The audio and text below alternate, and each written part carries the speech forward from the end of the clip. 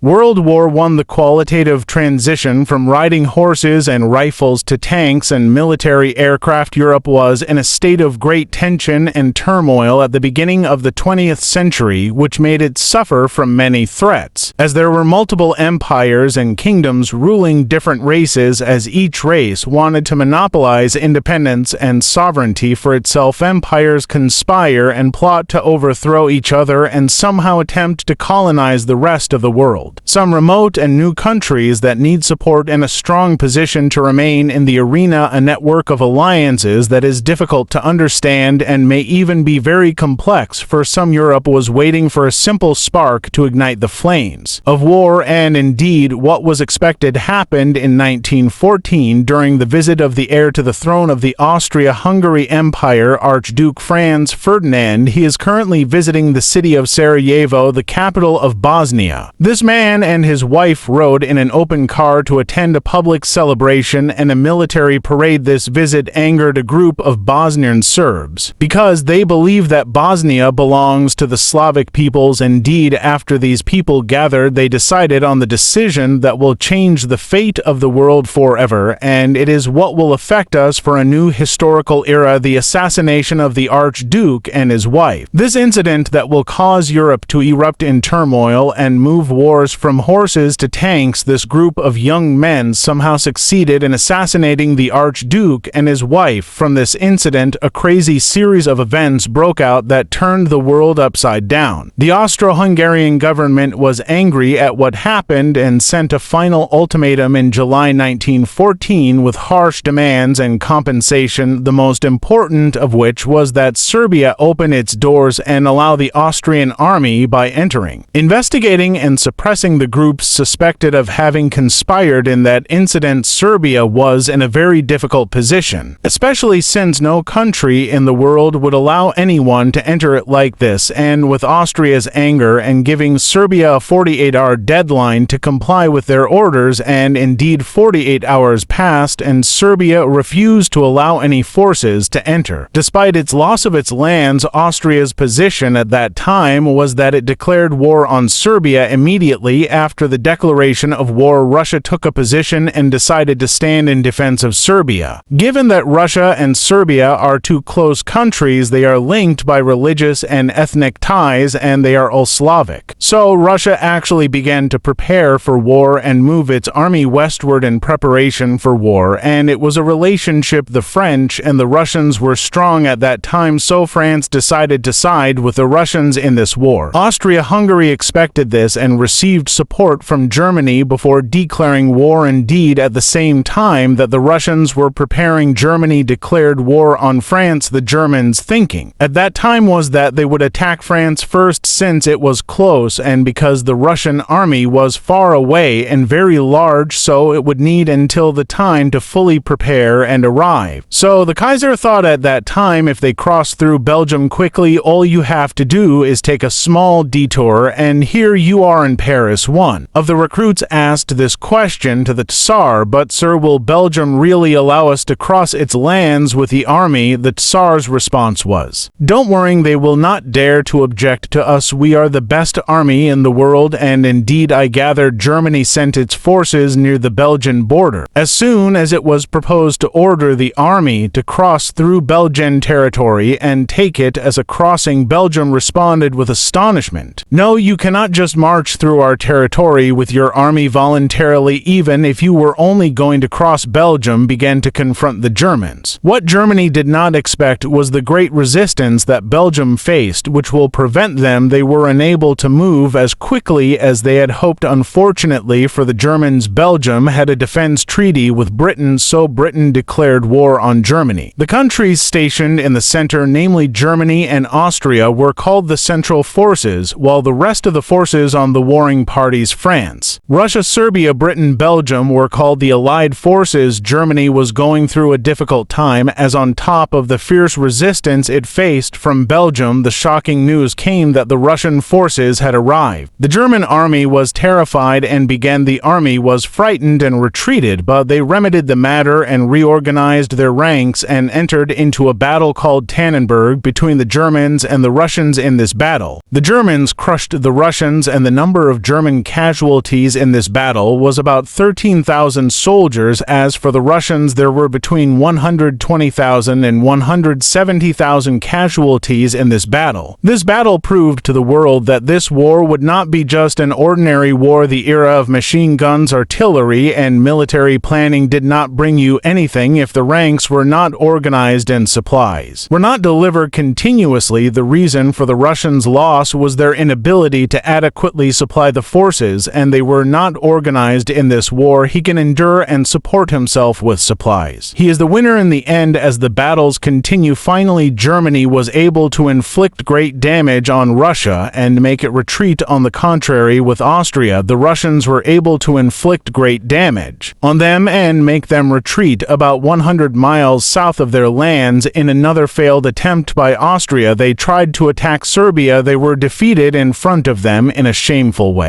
On the other side of the world, Japan decided to enter the war with the Allies in solidarity with Britain due to their friendship. So it decided to seize some of the islands near it that belonged to Germany. This was the only event in which Japan participated. On the other hand, Germany was finally able to advance and occupy Belgium. Continues its advance into France. The forces of France and Britain united to stop Germany from advancing, but all their attempts failed. The main reason for this was that the Germans' guns had a much longer range than those of France and Britain. Germany continued to advance, and the tension and pressure on the French increased. Germany was approaching the capital, Paris. The French and the British gathered, united their forces, and organized their ranks. The number of forces reached nearly 1 million soldiers, and on the other side the Germans prepared about 900,000 soldiers, about 2 million soldiers fighting for 6 days. The first battle of the Marne forced Germany to withdraw and retreat after their forces were exhausted, and it became difficult for them to deliver supplies. Unlike the forces of France and Britain, as Paris was close to the battle site, and indeed victory in this battle was in favor of the French and the British. This battle actually caused heavy losses, approximately 500,000 wounded. During the retreat, the Germans realized the idea of trenches. If you dig a trench, the enemy's bullets and shells will not reach you easily, so the Germans began to dig trenches near the Aisne River. The French also began to imitate the Germans and began to create trenches, and from here the two armies faced each other by road. The war became a stalemate, with each side waiting for the other to exit, and no one dared to exit. Once you exited, you would be overthrown immediately. The trench strategy was so effective that the armies got excited and began digging a network of trenches that extended from the seacoast to the north all the way to Switzerland in the south. And this was later called trench warfare, and the war quickly reached the seas. Britain at that time had the strongest naval fleet in the world. The British fleet attacked the German fleet, which lost some ships, so it felt afraid and retreated. The Germans prepared a fleet of submarines equipped with torpedoes, U-boats, which were a new weapon in that time, and submarines proved effective in defending their maritime borders. Later in the war, the Germans began a blockade of the sea routes and did not allow any merchant ships to reach Britain in order to starve them out. Both sides also filled the seas with mines to stifle movement. The Ottoman Empire, an old state, was suffering from this. The time they watched the war from the sidelines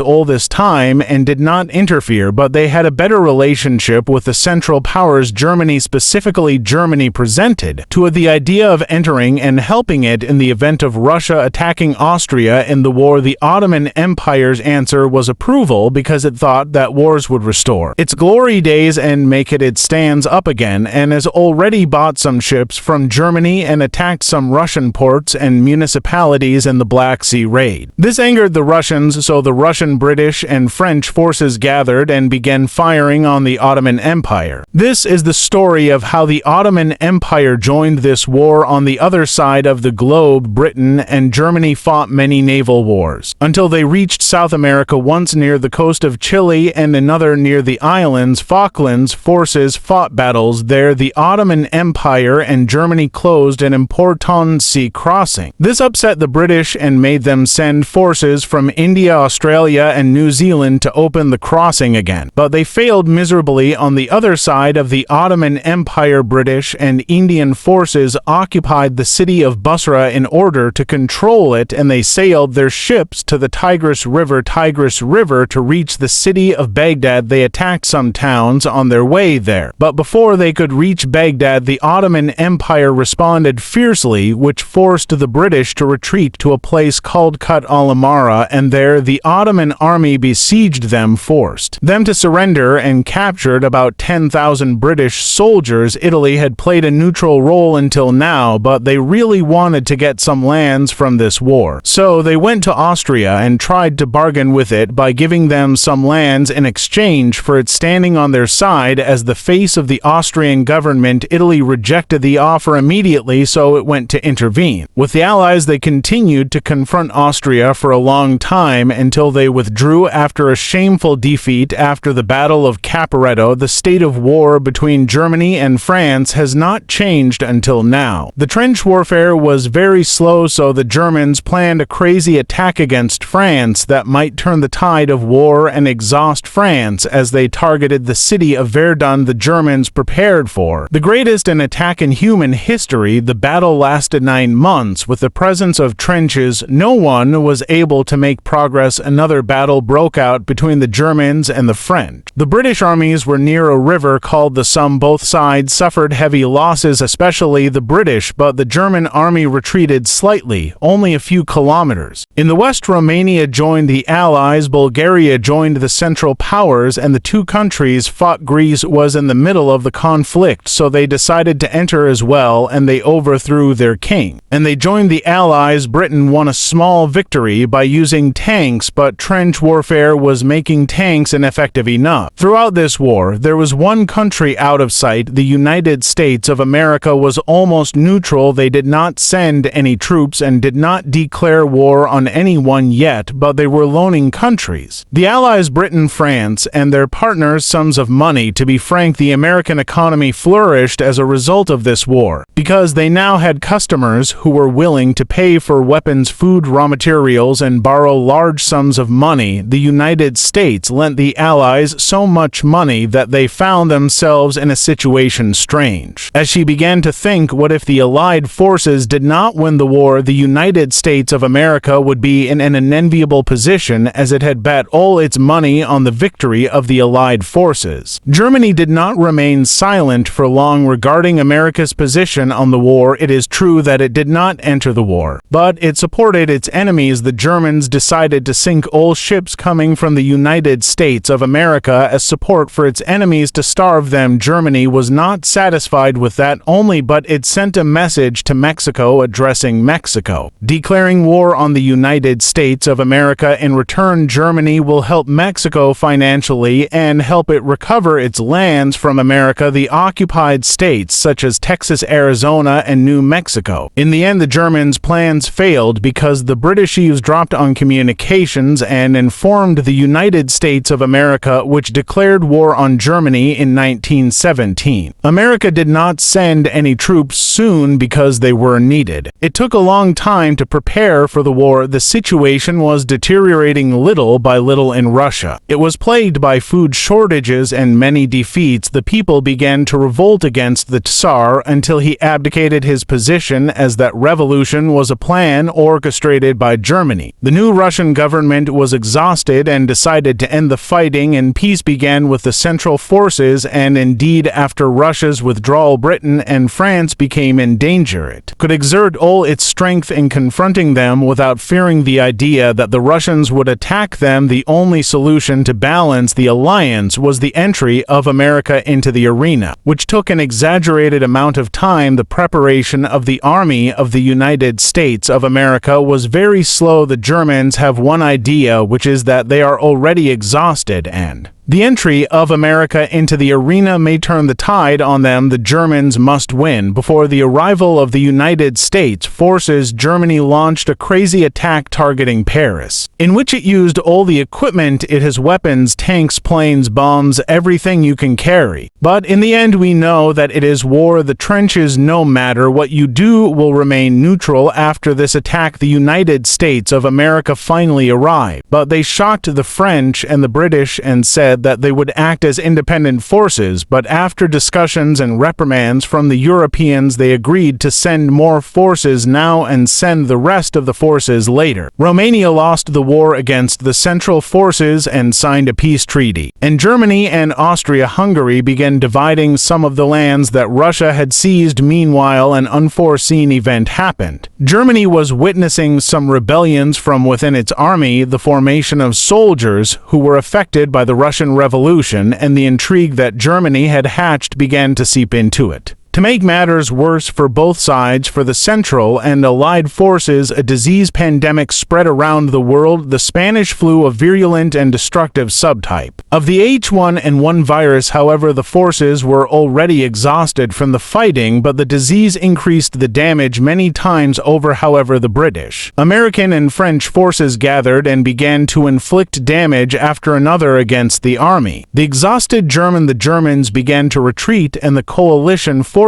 began to reap victories one after another, expelling the Central Powers from the occupied areas. Bulgaria signed an armistice, and the Ottoman Empire began to retreat after receiving heavy losses, and revolutions began against them in the Arabian Peninsula, the peninsula and its surrounding areas, and made them lose control of many of their lands. Britain captured Baghdad and took control of Mesopotamia. It also captured Jerusalem and went to fight with the Ottomans in Palestine and Syria, forcing them to retreat. Finally, to negotiate for peace terms, the French and British signed a secret agreement called Sykes-Picot, dividing the country's lands, the Ottoman Empire, between them. And what is also strange is that Britain announced what it referred to as the Balfour Declaration, in which it declared its support for the establishment of a national state, a homeland for the Jewish people in Palestine, and we all know the damage and problems caused by this promise. At the present time, revolutions have begun to increase within the armies of the Germans and Austria-Hungary. The Germans had already given up hope of winning, so they had to accept reality. They contacted the Allies and requested a truce and the start of peace negotiations. The Allies, especially the United States, refused any kind of negotiations unless the Central Powers removed their forces from Belgium, France, and Serbia. After long and endless negotiations, the countries finally reached an agreement and declared an armistice, the Paris Peace Conference, at which the Treaty of Versailles was signed along with other treaties to end the war. Was controversial. In the end, the lands of many countries were seized and divided among themselves. It was agreed that the entire responsibility for the war would fall on Germany. The Germans did not accept this and considered it an insult to them, but they had no other choice. They lost the war and did not have the power and influence to negotiate the injustice to which Germany was subjected. The sanctions and harsh treatment would lead to radical changes in the world in the future. The seething anger of the Germans, which was slowly simmering, would ultimately lead us to World War II.